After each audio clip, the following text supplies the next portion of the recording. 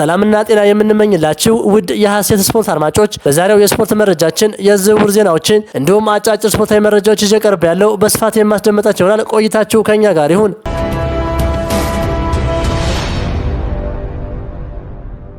የለንደኑ ክለብ ቼልሲ ወደ ማድሪድ አይኑን ጥሏል። ቼልሲ የአትሌቲኮ ማድሪዱን የረጅም ጊዜ አሰልጣኝ ዲያጎ ሲሞኔን በክረምቱ የዝውውር መስኮት በቋሚነት ለመቅጠር ንግግር መጀመሩ ተሰምቷል። ለዓመታት በአትሌቲኮ ማድሪድ የብረት ማዕዘን የሆኑት ሲሞኒ አዲሱ የለንደን ፕሮጀክት መሪ እንዲሆኑ በክለቡ አመራሮች ከፍተኛ ፍላጎት ታይቶባቸዋል። በጠንካራ መከላከልና የማሸነፍ ስነልቦናቸው የሚታወቁት ሲሞኒ ቼልሲን ወደ ቀድሞ ግርማ ሞገሱ ይመልሱታል ተብሎ በመታሰቡ ክለቡ ከፍተኛ ወጪ አውጥቶ የገነባውን ስብስብ ወደ ውጤት ለመቀየር የሲሞኒ ጠንካራ እጅ እንደሚያስፈልግ ታምኖበታል። ይህ ዝውውር እውን ከሆነ በፕሪሚየር ሊጉ የአሰልጣኞች ፍልሚያ ላይ ትልቅ ንዝረት እንደሚፈጥር አያጠራጥርም።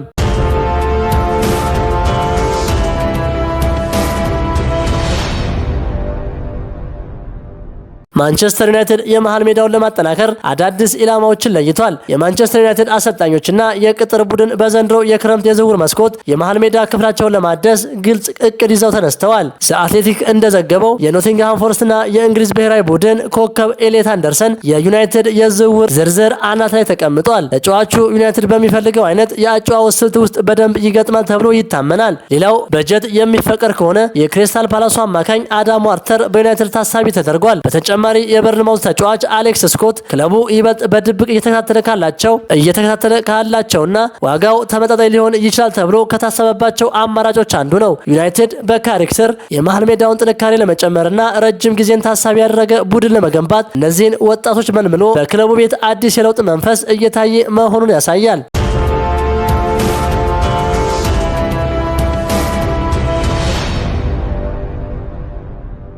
የዘንድሮው የዋንጫ ፉክክር ልብ ያቆማል። በአንድ በኩል ልምድ ያካበተውና ድል የለመደው ፔፕ ጋርዲዮላ፣ በሌላ በኩል ደግሞ አዲስ ታሪክ ለመጻፍ የሚተጋው ሚኬል አርቴታ። በተስተካካይ ጨዋታ አርሰናል በአሁኑ ሰዓት በ70 ነጥብ መሪነቱን ይዟል። በእግር ኳስ ደግሞ ገና ነው የሚባለው ለእንዲህ አይነቱ ጊዜ ነው።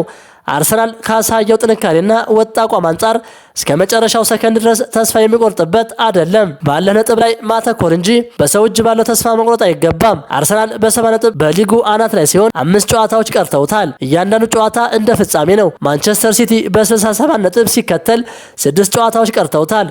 ጫናው አሁን ወደ እነሱ ዞሯል። የአርቴታ ልጆች ታሪክ ሰርተው ዋንጫውን ወደ ሰሜን ለንደን ይመልሱታል ወይስ የፔፕ ልምድ ያሸንፋል?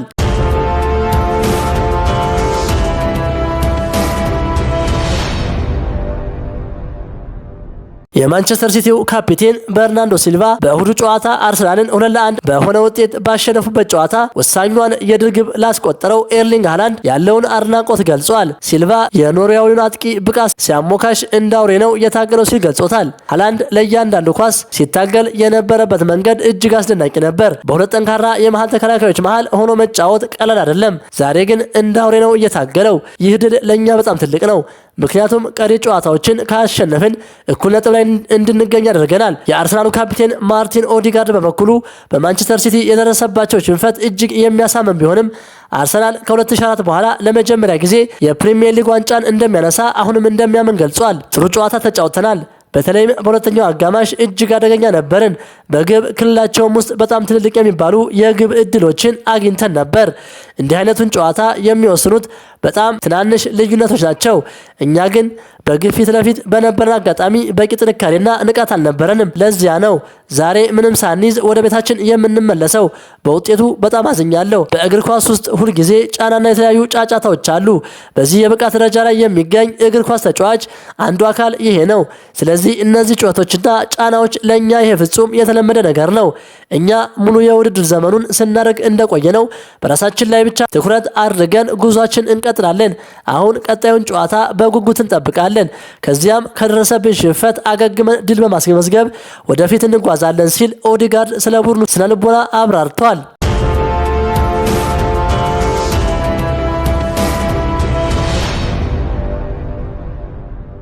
ማንቸስተር ሲቲ አዲስ ጭራቅ አግኝቷል። ኤርሊንግ ሃላንድ ጎል ሲያስቆጥር ኬቨን ዲብሮይን ኳስ ሲያቀብል ብናይም አሁን ግን የኢትሃድ አዲሱ ሞተር ሌላ ነው። በግራ መስመር እንደ ማልዲኒ የሚከላከል እንደ አማካይ ኳስ የሚፈጥር ለድልም መሬት ላይ እስከሚወርቅ የሚዋጋ እሱ ኒኮ ኦሪሌ ነው።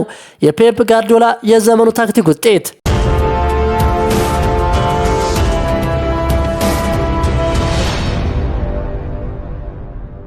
አስቶን ቪላ በኡናይ ኤምሬ እየተመራ የአውሮፓ ሊግ ዋንጫ ካሸነፈና በፕሪሚየር ሊጉ 5ኛ ደረጃ ይዞ ካጠናቀቀ በሊጉ 6ኛ ደረጃ ላይ የሚገኘው ክለብ ለቻምፒየንስ ሊግ ማለፍ የሚያስችለውን እድል ያገኛል። በአዲሱ ሕግ መሰረት ፕሪሚየር ሊጉ ካለው የጥንካሬ መለኪያ 5 ክለቦችን የመላክ እድል ይኖረዋል።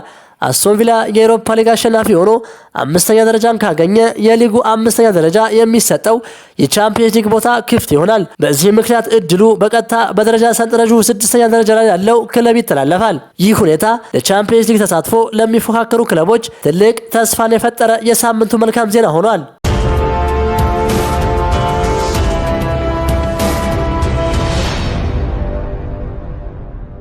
የኮቨንትሪ ሲቲው አሰልጣኝ ፍራንክ ላምፓርድ የ2026 የእንግሊዝ ሻምፒዮንሺፕ የአመቱ ምርጥ አሰልጣኝ በመሆን ተመርጧል። ላምፓርድ ኮቨንትሪ ሲቲን ከተረከበበት ጊዜ አንስቶ በክለቡ ውስጥ አስገራሚ ለውጥ ማምጣት ችሏል። ቡድኑን በስልታዊ መንገድ በመገንባትና ተጫዋቾቹ በሜዳ ላይ የራሳቸው መለያና ጠንካራ እምነት እንዲኖራቸው በማድረግ የላቀ ብቃት አሳይቷል።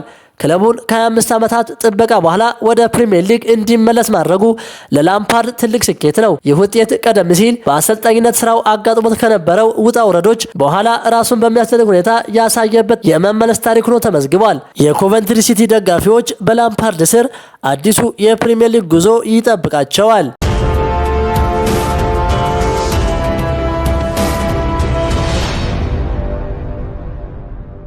ክቡራን የሐሴት ስፖርት አድማጮች የዛሬው የስፖርት መረጃችን ይህንን ይመስል ነበር። ሐሳብ አስተያየታችሁን በኮሜንት አጋሩኝ። ለሌሎችም እንዲደርስ ሼር አድርጉት። ቸር ተመኘን።